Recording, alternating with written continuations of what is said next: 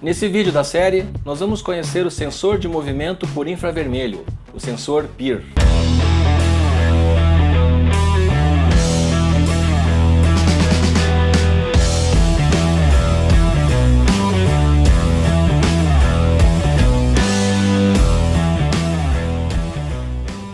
Olá, maker de Internet das Coisas, eu sou André Miquelon e seja muito bem-vindo ao canal Internet e Coisas. No vídeo de hoje, nós vamos conhecer o sensor PIR, sensor de movimento por infravermelho. Uma sugestão do nosso assinante Wagner Viana. Obrigado, Wagner, pela sugestão. Então já te convido a deixar o like, assinar o canal se ainda não for inscrito e marcar o sininho para receber as próximas atualizações. O sensor PIR, Passive Infrared Motion Detector, é um sensor que mede aí uma plaquinha de 32 por 24 milímetros, tem 18 milímetros de altura e ele tem um sensor redondo de 23 milímetros de diâmetro, que a gente consegue, por exemplo, aí fazer facilmente a furação com uma broca chata de 23 milímetros. É uma dimensão bastante fácil para a gente poder fazer a furação e a montagem. Valor, no Brasil ele varia de 10 a 15 reais e se você for comprar aí na China, não varia muito também, entre 9,50 a 13 reais. Comprando aí um pouco por quantidade consegue um valor um pouco melhor. A sensibilidade dele é bem interessante, ele consegue detectar movimento a até 7 metros de distância. A gente vai ver uma regulagem aqui que permite alterar isso, então é bem sensível. O tempo que ele fica armado pode variar também a partir de 2,5 segundos até 5, 10 minutos, depende muito da montagem. A gente vai ver aqui como o circuito dele depende do fabricante, então esse range máximo pode variar bastante. Vamos ver depois como regular isso. Ele é muito fácil de instalar, utiliza apenas 3 pinos, a alimentação, positivo e negativo, e o sinal de saída, um sinal digital, nível alto ou nível baixo. Como é que funciona um detetor PIR? Ele se baseia em detectores piroelétricos. Então, tirando aqui a capa, a gente vai ter acesso ao sensor. Nesse sensor, que é inclusive hermeticamente fechado, a gente vê que tem uma janelinha. Essa janela dá acesso a 2 sensores piroelétricos. O que é um sensor piroelétrico? É um sensor que detecta calor, na verdade radiação infravermelha, que é um tipo de luz fora do espectro visível, né? Através desses 2 sensores, o que ele faz? Ele fica continuamente monitorando esses 2 sensores. Eles são balanceados, então a leitura está sempre igual. No momento que eu tenho um movimento, ou seja, uma alteração nesse campo, em um dos sensores, ele detecta a diferença e dá o sinal. Então é um funcionamento aí bastante simples. Na verdade ele não enxerga, né, a imagem, ele não detecta uma imagem se movendo, ele detecta uma variação de calor. Então o que acontece? Funciona com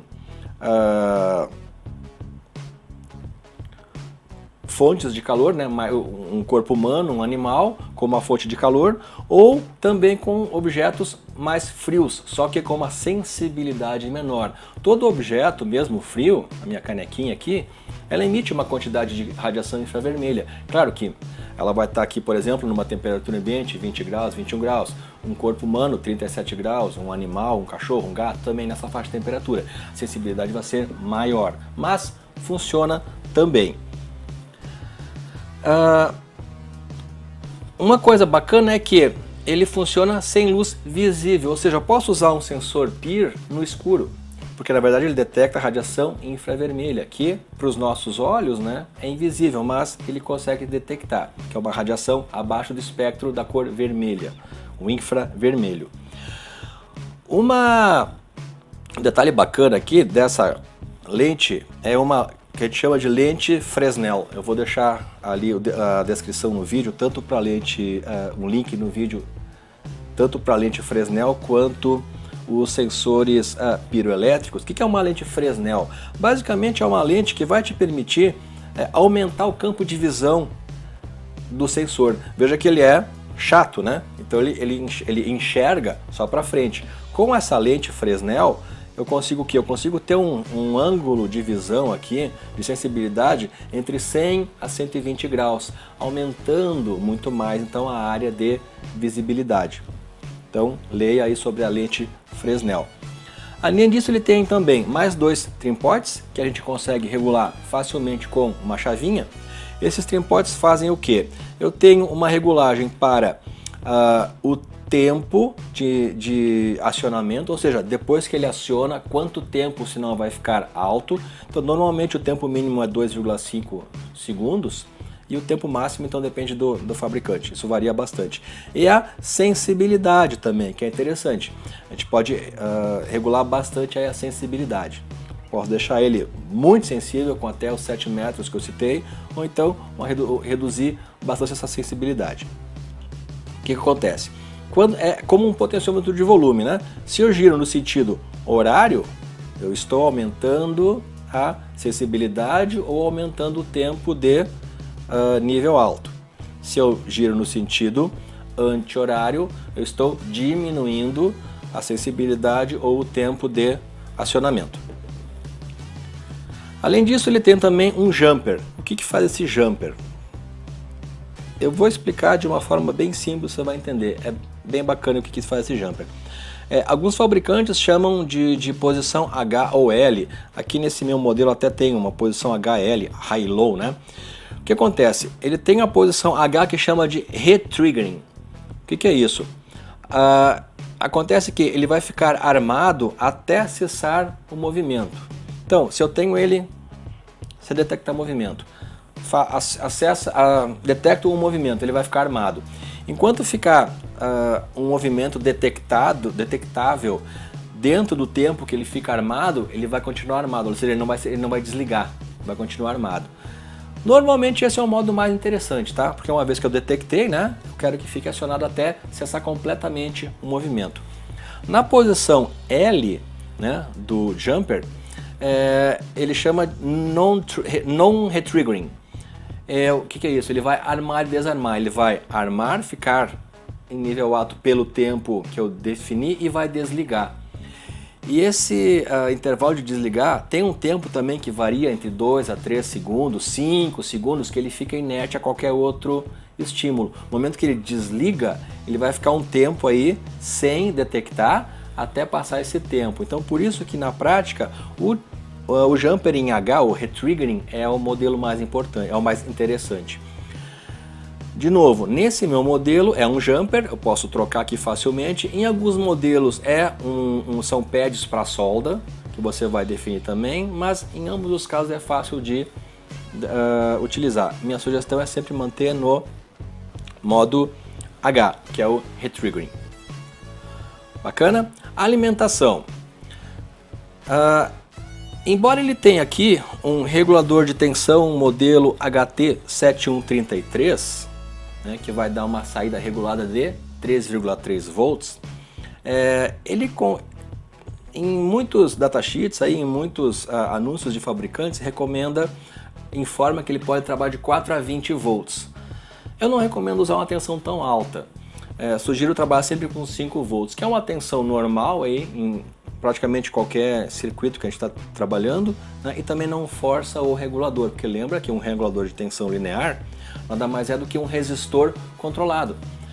No momento que ele tem que reduzir a tensão, o que ele faz? Ele joga isso para uma resistência que vai dissipar calor. Então se eu colocar uma tensão muito alta, eu vou gerar calor para essa placa, não é uma coisa muito bacana. Então 5 volts. Corrente, essa é a parte mais legal, ele é muito econômico. O consumo dele é da ordem de 0,06 miliamperes. Eu fiz essa medição, ficou em torno de 62 microamperes. 62 microamperes, isso é muito baixo. Então se eu deixar ele ligado em standby, né, é 62 microamperes. Quando ele está em nível alto, né, com alguma detecção, isso sobe para 0,25 miliamperes ou 252 microamperes. Então é um sensor que tranquilamente a gente pode alimentar com pilhas, com baterias, porque o consumo é muito baixo. Aí resgatando aí nosso vídeo de colocar o ESP para dormir, né? Já pensou em fazer uma jogada combinando esses dois? um sensor ESP com consumo baixo, um sensor PIR com consumo baixíssimo e um ESP8266 dormindo. Então, vida longa a bateria. Legal?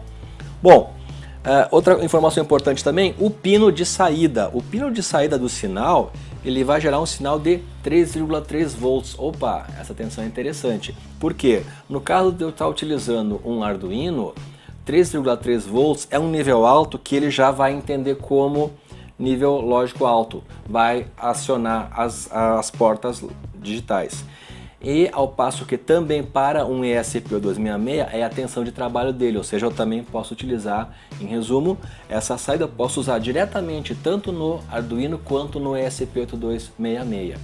Vamos ver na prática agora um sketchzinho bem simples para a gente testar, que eu vou carregar no Arduino e no ESP8266 para a gente ver como funciona o sensor PIR. Vamos lá. Vamos ver agora o sketch que eu vou deixar para download. É um sketch bem simples, só para a gente testar aí o funcionamento do sensor PIR. Esse sketch ele funciona sem nenhuma alteração, tanto no Arduino quanto no ESP8266. Vou te mostrar depois dois esquemas de montagem para a gente poder rodar esse sketch em ambos os processadores, tá? Vamos lá então. Primeira coisa, novidade aqui, diretivas de compilação. O que é isso? Diretivas de compilação, a gente pode futuramente até fazer um vídeo mais específico sobre elas, são comandos que você vai dar para o compilador da ideia do Arduino, para que ele possa efetuar alguns comandos antes de compilar o seu código. No nosso caso aqui eu estou usando a diretiva ifdef, que a gente lê como if defined ou se definido. No caso aqui, eu tenho uma macro chamada ESP8266 que a própria IDE do Arduino entende e eu posso usar ela para definir a minha compilação. Eu posso fazer um código condicional conforme o processador que eu vou usar. Então eu estou definindo aqui que se eu estiver compilando para um ESP8266, eu vou entrar aqui nessa parte inicial do if. Vou definir uma constante string chamada S como ESP8266. Se não, eu vou aqui para o meu else, né, no meu senão, e vou definir a mesma constante string S para Arduino, ou seja, conforme eu compilar aqui para Arduino ou para ESP8266, eu vou ter aquela constante S com o valor ESP8266 ou Arduino. Depois a gente vai ver onde é que eu vou usar isso. Bacana? Bom, vou definir aqui duas variáveis, uma unsigned long t, onde eu vou armazenar o número de milissegundos da minha função milis, e uma variável b boolean, que eu vou armazenar também um valor lógico. No meu setup vou iniciar aí a serial, e pin mode, eu vou definir o meu pino 2 que vai ser, é o mesmo, né? No Arduino e no ESP, então por isso estou usando o pino 2 de propósito, como input, ou seja, uma entrada digital. O sinal do ESP de 3,3 volts é um sinal digital, alto ou baixo. Então vou ler com o digital read a partir do pino 2. No meu loop, vou fazer um if para quê? Vou ficar lendo o pino 2, né, com o digital read, e eu vou comparar com a minha variável lógica b. Ah, legal, mas o digital read não retorna high ou low? Sim, só que o high ou low na verdade é valor 0 ou 1, que por sua vez eu posso interpretar como true ou false, tá? Então eu posso armazenar um digital read numa variável booleana como high e low correspondendo a true ou false, ou numa variável numérica correspondendo a 0 ou 1, ok? Bom, no momento que ele detectar uma diferença de leitura entre o digital read e o valor anterior da variável, ele vai entrar, vai atribuir à variável b o inverso dela, né? Ou seja, se ela for false, lembra do operador, dos operadores lógicos? Exclamação é not, então eu vou inverter o valor. Se ela for falsa, ela vira verdadeira, se ela for verdadeira, vira falsa. Vou imprimir então aqui, o S, o meu S que eu defini lá em cima, né? Para que isso? Para que eu possa ver no meu serial monitor se eu estou usando o processador Arduino ou o ESP8266. Como eu vou rodar simultaneamente aqui nos dois, vai ser legal para a gente poder trocar a porta e mostrar depois para você. Depois eu vou imprimir aqui, ó, o valor do B, que vai ser 0 ou 1 no caso aqui. E o tempo, onde eu estou calculando aqui, ó, a variável miles, né? Vou fazer a diferença entre a leitura de miles e a minha variável t, onde eu armazenei o tempo anterior da última troca de estado. Vou calcular aqui, ó, miles é milissegundos, né? Ao dividir por 1000, eu tenho em segundos. Aí outra sacada de programação. Porque se eu quero um valor inteiro, né? Por que eu vou dividir ali? Se eu colocar só 1000, eu tenho um valor inteiro. Se eu colocar o meu denominador, né? Numerador, denominador, como decimal, como eu estou colocando ali, ó, 1000.00, o processador vai calcular isso como ponto flutuante e o meu valor vai ter decimais. Então eu vou imprimir ele com o print ln, o meu valor do miles, a diferença, né? Dividido por 1000 com decimais, e aquele vírgula 1 no print ln vai me dizer quantas casas decimais eu quero exibir o valor, no caso, um decimal. Então esse comando vai me dar um número em segundos com um decimal. Legal? E aqui o t eu armazeno o último valor de miles. Observa que eu não coloquei nenhum delay aqui, porque como eu só vou executar quando tiver troca de estado, eu não vou ter uma enxurrada de dados carregados na minha serial. Bacana? Vamos ver então agora no serial monitor. Eu já tenho alguns dados aqui, ó. Estou lendo a porta do Arduino. Então eu tenho o Arduino montado aqui com a minha placa Blackboard. Olha lá. Detectou o movimento, foi a nível alto 1. Ó, ficou 5.7 segundos de 1 e foi a 0 de novo. Legal? Vamos lá? Ó, detectou de novo. Nível 1, 5.9 segundos, voltou. Agora olha que interessante. Eu vou manter o movimento, ó, ele foi a nível alto. Como eu estou com o retriggering acionado, ele permanece em nível alto. Então isso é bacana, porque imagina que eu liguei uma lâmpada aqui, ou fiz algum procedimento para que fique algo acontecendo enquanto ele detecte movimento. Ó, tá lá em nível alto. Parei. Ele vai desligar. Ó, ficou 26.3 segundos em nível alto, porque durante 26 segundos ficou o movimento detectado. Legal? Ó, de novo. Foi, voltou. Vai desarmar, ó, 4 segundos, porque eu interrompi o movimento. Legal? De novo. Ó. Acionou. Desacionou. 4 segundos. Mantém o movimento. Ele vai acionar. Ó. Enquanto eu mantiver movimento aqui, que ele consegue detectar, ele não desliga. Legal? Parei o movimento. Voltou. Agora eu vou trocar, vou vir aqui na minha IDE, vou trocar a minha porta serial para a COM7, onde eu tenho um ESP8266 ligado. Olha lá. Mesmo fonte, só que rodando no ESP. Olha o que ele colocou lá, ESP8266. Observa aqui que esse tempo dele aqui, ó, por exemplo, já é um pouco mais rápido. Ele não fica tanto tempo, ó, movimentando, acionou, não desarma enquanto eu não parar o movimento. Parei o movimento, vai dar o tempo ali e vai desligar. Ó, ficou 18 segundos armado. De novo, armou, parei o movimento, vai desarmar. Desarmou, 5 segundos. Vou movimentar de novo, fica armado. Enquanto não parar o movimento, ele não desarma. Para um movimento, vai desarmar. Desarmou. Fico com 15 segundos. Legal? Então, mais uma dica aí de programação. Agora eu vou ficar mexendo, ele vai ficar armando e desarmando. Vou te demonstrar agora aqui, deixa eu voltar a porta serial para o Arduino. Troquei aqui. E vou trocar o jumper. Eu vou trocar o jumper para a outra posição. Troquei. Vamos ver qual a diferença disso agora. Olha só. Deixa ele estabilizar. Está desarmado. Legal. Ó, armei, desarmou. Agora eu vou fazer o seguinte, ó, eu vou ficar com o movimento aqui, ó. Lembra aquele tempo que ele tinha de espera, né? Ó, armou, tô com o movimento, desarmou. Vou ficar mantendo o movimento aqui, ó. Observa que ele vai armar e desarmar, independente de ter o movimento. Então, olha só, esse PIR aqui, que eu estou ligado para o Arduino, ele tem um tempo mínimo, ó, de 6 segundos até rearmar de novo. Observa ali, ó, 6 segundos, 6 segundos, 6 segundos.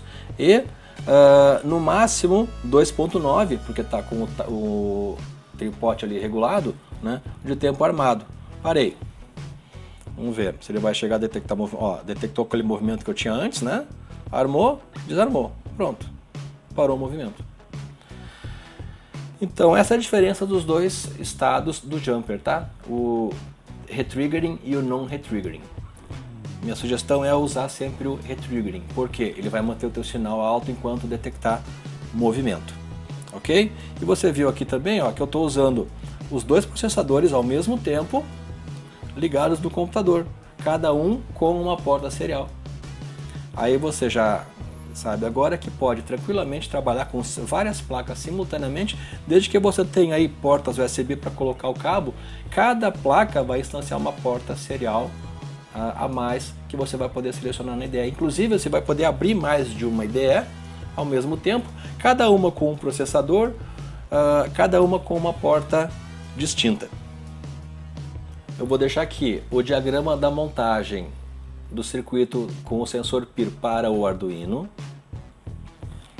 aqui, e também para o ESP8266. Você dê uma pausa no vídeo para poder estudar o sensor, a montagem. É bem simples. Aqui na montagem eu usei o adaptador para ESP8266 da Robocore. Vou deixar aqui também o card para esse vídeo, acho que é bem interessante, porque para trabalhar com o ESP8266 modelo 01, esse adaptador é muito prático e simplifica muito a montagem. Então esse foi o vídeo sobre o sensor PIR, o Passive Infrared Motion Detector, né? Um sensor muito bacana, barato e muito curioso para a gente utilizar em vários projetos, porque é sempre legal de ter a oportunidade, por exemplo, de deixar o nosso projeto em stand-by, economizando energia, e somente ser acionado quando tiver um movimento detectado. Eu quero te convidar de novo a deixar o like, agradeço ao Wagner aí pela sugestão do sensor e continue nos prestigiando. Até a próxima! A série Sensores vai te apresentar no detalhe os principais sensores para usar nos seus projetos de IoT. Confira os vídeos e assine o canal para não perder as próximas publicações. Muito obrigado, até a próxima! O sensor PIR, sensor PIR. Passive Infrared Motion Detector. É um sensor que mede. No detalhe, os principais sensores para você utilizar nos seus projetos de IoT.